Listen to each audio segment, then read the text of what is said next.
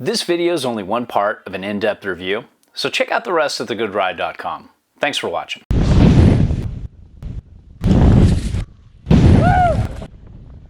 Welcome to The Good Ride, where we've been sucking less every year for over a decade. I'm James Beastie, and this is an updated review of the Gnu Gremlin. I rode it last year at a 55, liked it so much I got a 52, and I bought it with my precious Good Ride dollars and spent a season on it. I bought this in 2021, but it's the same exact model for 2022. And I compared it extensively against the Orca 150 and the LibTech Quiver Killer 154 and my 153 Yes Hybrid. All of these boards I owned, and I took this board out along with these boards throughout the 2021 season and compared them all in different conditions. So this is primarily an updated review of the Gremlin in a 152, perfect for my size, but I will be comparing these other boards. And while these boards are all last year's 2021s, they're the same for 2022, just different graphics. I rode this primarily with my Burton Kendos and my Union Atlas, but I did get other boots on these as well, and sometimes other bindings. I rode this in a wide variety of conditions, everything from hard to icy snow, then good, perfect midwinter groomers, powder, and a little bit of everything. Late spring, ugly snow, all kinds of conditions. And to give you a short summary, the Gremlin is the carve-happy version of the Orca. It's not quite as set back and slashy and surfy as the Orca is, but it's just got almost full camber, and it drives and pops out of a turn better than almost any board I tried last year. Couple negatives though, not as much fun in powder by a lot compared to all the boards next to it that you see here.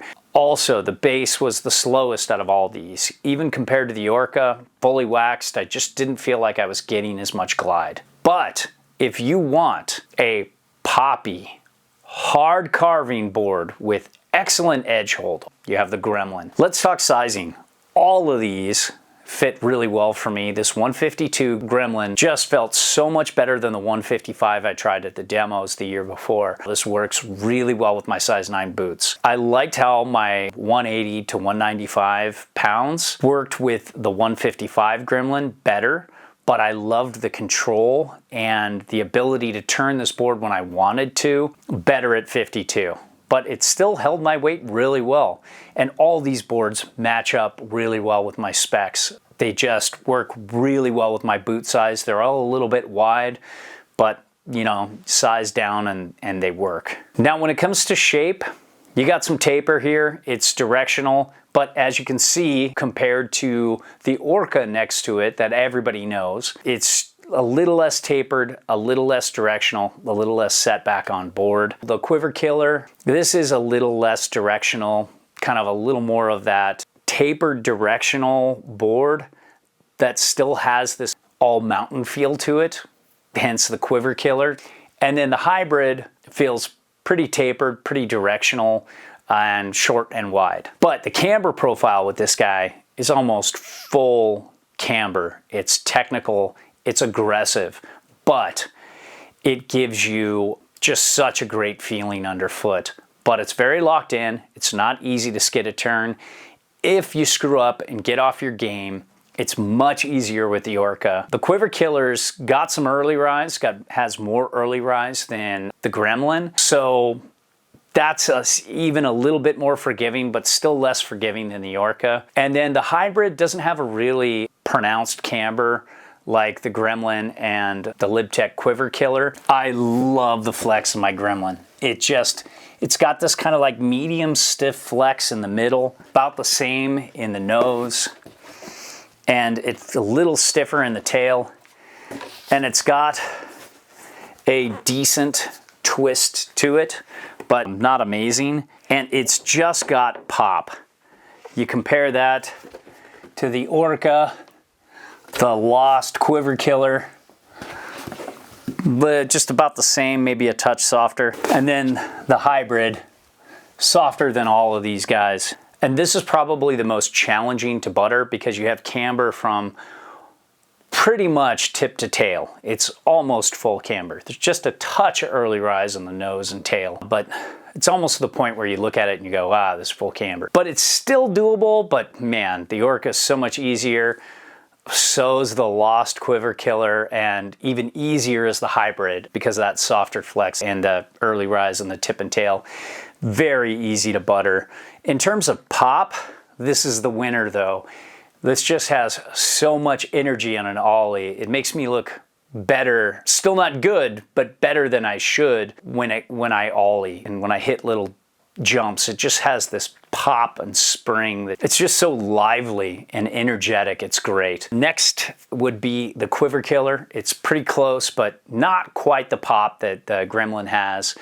And then kind of the Orca and the hybrid are kind of like tied in third. Now, when it comes to speed, my one big complaint, it's not a deal breaker for me, but I didn't like it. It's the bass. The bass is just slow no matter how well I wax it, how much attention I gave it, like especially on powder days. I love a well-waxed board. This just didn't hold up to the rest of them. Even the Orca had a little bit better bass. Quiver Killer had a better bass, and I think the hybrid had a better bass than all these guys. But in terms of like handling chatter and bumpy snow or slightly bumpy snow when you're picking up speed, this did a pretty good job. They all did a good job in their own way. None of them are too bucky or bouncy or throw you off at high speeds or uneven terrain. All these boards are great all-day resort rides. I would say probably the hybrid's the best in terms of all-day resort riding because it has more of that rubbery feel. It's got some bamboo, I think, in the stringer, and it just absorbs slow speed, uneven, bumpy snow a little better, but all of them are good all-day resort rides. Now, when it comes to edge hold, this is just exceptional. Camber, with just this aggressive magnet traction, it just grips like a champ. It's one of my favorite boards to take out in hard snow. The Orca's great too, but with the hybrid rocker profile, with the rocker in the middle, it feels a little loose and auto-spinny. Once you get the edge on snow, it's just like the Gremlin. They have a similar magnet traction and they grip really well. The Quiver Killer does not have really any visible magnet traction, and it's just kind of like a regular board. It's good up to about hard snow, but it's not that much fun. The Yes hybrid is really close to these two guys, almost has as much grip with that tapered underbite, the little indentions. It does a pretty good job too, and it's a fun board in hard snow. Now, when it comes to turn initiation, I love this deep side cut, and I love going from the 55 to the 52 Gremlin here. It just changed the way I felt about this board. I just fell in love with it. It's so quick and snappy. That camber just pops it edge to edge. If you know how to turn like moderately well, you know, if you're exceptionally average like myself, it's just such a delight to turn. I think the Orca's a little faster, but it's kind of in the same place, maybe just a touch faster than the hybrid and about the same as the Quiver Killer, just fun, springy edge to edge. But it has this deep side cut that really likes to circle carve, and it's more on the turny side. If you like, you know, across the groomer carves and really tight turns, this is where this shines. It's not going to fall apart though as you get into longer, drawn out, higher speed turns. It can work, but it really shines on that other end. And so does the Orca. They have similar side cuts. The Orca's just doesn't have the carving capability of the Gremlin. If I'm in a carving mood, this is the board, one of the boards I would take over all these. It just carves harder. It pops out of your turn so well. You can jump turns so well with this. It's just got so much energy and such a dynamic spring out of the turn. It's amazing. The Orca is definitely a huge step down from that. The Quiver Killer's close in good conditions, but this is an all-condition carver. This can carve in hard snow.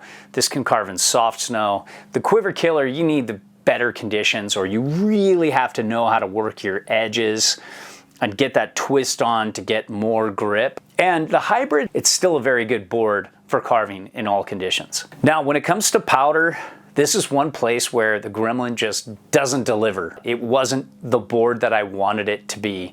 I thought it would be a little better with the setback on board, but riding all three of these boards one day in powder, this was my least favorite. I just felt like I was working the hardest and the base wasn't keeping its speed as well as these others. All four were well waxed the night before. The Orca was so much better. That rocker in the middle doesn't carve as hard, but it sure does float better. This was just so much more fun, easy floating and slashy in powder. And the aggressive magnet traction in both of them didn't really grab as much as I thought it would. But it's a little grabby, but it's livable. The Quiver killer was a surprise. It outperformed the Gremlin. And the hybrid did really well in powder too. All three of these boards were really fun in powder.